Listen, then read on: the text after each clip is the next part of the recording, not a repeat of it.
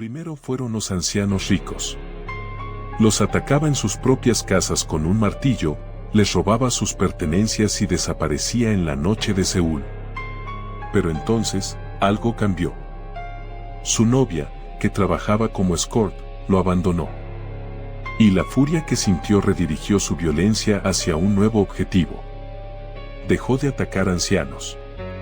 Comenzó a cazar mujeres que trabajaban en la misma profesión que la mujer que lo había rechazado. Las decapitaba. Las mutilaba. Y confesó haber consumido los hígados de algunas de ellas. En apenas 2 años, Jo Young-Chul acabó con 21 personas en Seúl, Corea del Sur, cambiando de víctimas a mitad de camino como quien cambia de dirección en una autopista. Lo llamaron el criminal del impermeable. Su historia es tan perturbadora que Netflix la convirtió en documental. Jo Young-Chul, conocido como el criminal del impermeable, fue un criminal surcoreano y confeso caníbal que acabó con la vida de 21 personas en Seúl entre 2003 y 2004. Utilizaba un martillo como arma principal, quemó a 3 de sus víctimas y mutiló a al menos 11. Admitió haber consumido los hígados de algunas de ellas. Su caso es extraordinario por el cambio radical en el perfil de sus víctimas. Comenzó atacando a personas mayores adineradas y, tras ser abandonado por una novia que trabajaba como escort, redirigió su violencia exclusivamente hacia mujeres de esa profesión. Fue arrestado en julio de 2004, sentenciado a pena capital en 2005 y actualmente espera su ejecución en el centro de detención de Seúl. El 18 de abril de 1970, en Gochang, una ciudad rural en la provincia de Jeollabuk-do, Corea del Sur, nació Jo Young-Chul. Gochang, conocida por sus dólmenes prehistóricos declarados Patrimonio de la Humanidad, era un mundo alejado de la metrópolis de Seúl donde Jo eventualmente cometería sus crímenes. Creció en una Corea del Sur que atravesaba una transformación económica acelerada, pasando de ser uno de los países más pobres del mundo a convertirse en una potencia industrial. Pero no todos los coreanos se beneficiaron de este milagro económico, y Jo se encontraría entre los que quedaron rezagados mientras la sociedad avanzaba a velocidad vertiginosa. La vida adulta de Jo fue un catálogo de fracasos y transgresiones. Se casó con una mujer llamada Won Mo en 1991, con quien tuvo un hijo, pero el matrimonio terminó en divorcio en el año 2000. Acumuló antecedentes criminales que incluían estancias en cárceles y prisiones, un historial que evidenciaba una incapacidad para vivir dentro de las normas sociales. La Corea del Sur del cambio de milenio era una sociedad de contrastes extremos. Rascacielos de cristal en Gangnam coexistían con barrios donde el desempleo y la frustración alimentaban el resentimiento de quienes no habían encontrado su lugar en el milagro económico coreano. Jo era uno de ellos. En 2003, cuando Jo tenía 32 años, inició su campaña criminal en Seúl. Sus primeras víctimas fueron personas mayores adineradas, seleccionadas por su vulnerabilidad y por la riqueza que acumulaban en sus hogares. Jo los atacaba con un martillo, una herramienta común que no despertaba sospechas cuando la llevaba consigo, y robaba dinero, joyas y objetos de valor. Estos primeros crímenes parecían motivados por una combinación de necesidad económica y odio de clase. Jo seleccionaba a personas que representaban la riqueza que él nunca había alcanzado, y la violencia con la que los atacaba sugería una furia que iba mucho más allá del simple robo. Entonces ocurrió el evento que transformó a Jo de un criminal violento en algo mucho más perturbador. Su novia, una mujer que trabajaba como escort en los distritos de entretenimiento de Seúl, lo abandonó. Este rechazo activó una espiral de rabia que redirigió completamente el perfil de sus víctimas. Dejó de atacar a ancianos ricos. Comenzó a cazar exclusivamente a mujeres que trabajaban en la misma profesión que la mujer que lo había dejado. La motivación ya no era económica. Era venganza.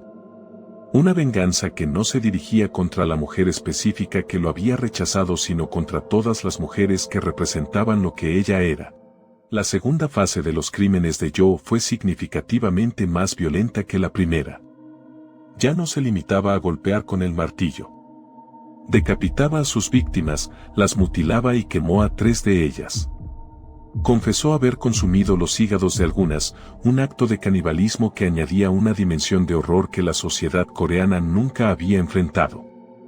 El nivel de brutalidad escaló con cada nuevo acto, como si la furia que sentía fuera un fuego que se alimentaba a sí mismo y que ningún acto de violencia podía saciar.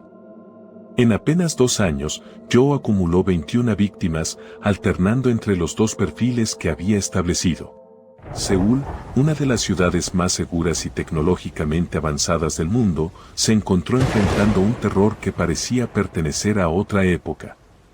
Los crímenes de Joe generaron una ola de pánico que afectó particularmente a 2 grupos, los ancianos que vivían solos en barrios acomodados y las mujeres que trabajaban en la industria del entretenimiento nocturno. La Policía Metropolitana de Seúl, una de las fuerzas policiales más sofisticadas de Asia, enfrentaba el desafío de capturar a un criminal que cambiaba de víctimas, de zonas de operación y de nivel de violencia con una imprevisibilidad que dificultaba cualquier perfil. La investigación de la policía de Seúl fue una carrera contrarreloj mientras los crímenes se acumulaban a un ritmo alarmante.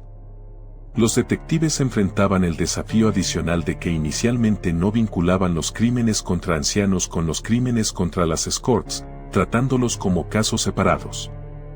Fue solo cuando el análisis forense reveló conexiones entre ambos conjuntos de crímenes que los investigadores comprendieron que enfrentaban a un solo criminal que había cambiado radicalmente su perfil de víctimas. Esta revelación reorientó la investigación y permitió cruzar evidencias que antes se analizaban por separado. El 15 de julio de 2004, a los 34 años de edad, Jo Yong-seul fue arrestado por la policía de Seúl. Durante los interrogatorios, confesó los 21 crímenes con un nivel de detalle que estremeció a los investigadores más experimentados. Describió los actos de canibalismo, las mutilaciones y el cambio en sus víctimas provocado por el abandono de su novia con una frialdad que sugería ausencia total de remordimiento. El 13 de diciembre de 2005, fue sentenciado a pena capital. Actualmente permanece en el centro de detención de Seúl en Wiban, provincia de Gyeonggi, esperando una ejecución que, debido a la moratoria de facto sobre la pena de fallecimiento en Corea del Sur, podría no llegar nunca. El caso de Jo Yong-seul sacudió la confianza de Corea del Sur en su propia seguridad. Un país que se enorgullecía de su orden social, su tecnología avanzada y sus bajas tasas de criminalidad debió confrontar la realidad de que incluso las sociedades más organizadas son vulnerables a individuos cuya rabia los convierte en depredadores. Las reformas que siguieron incluyeron mejoras en la coordinación entre diferentes unidades policiales, protocolos para vincular crímenes con perfiles de víctimas diferentes, y un debate nacional sobre la pena de fallecimiento que continúa hasta el día de hoy. 21 personas que fueron víctimas de la furia de un solo hombre. Ancianos que merecían envejecer en paz. Mujeres que merecían vivir sin que su profesión las convirtiera en blanco de la venganza de un hombre despechado. La historia de Jo Yong-seul nos confronta con una verdad incómoda, que el rechazo, la frustración y el resentimiento, cuando se combinan con una psicología perturbada y la ausencia de intervención, pueden producir una violencia que no discrimina y que escala sin control. Que la memoria de cada una de sus víctimas nos recuerde que ninguna sociedad, por avanzada que sea, puede darse el lujo de ignorar las señales de peligro que los individuos rotos emiten antes de romperse por completo.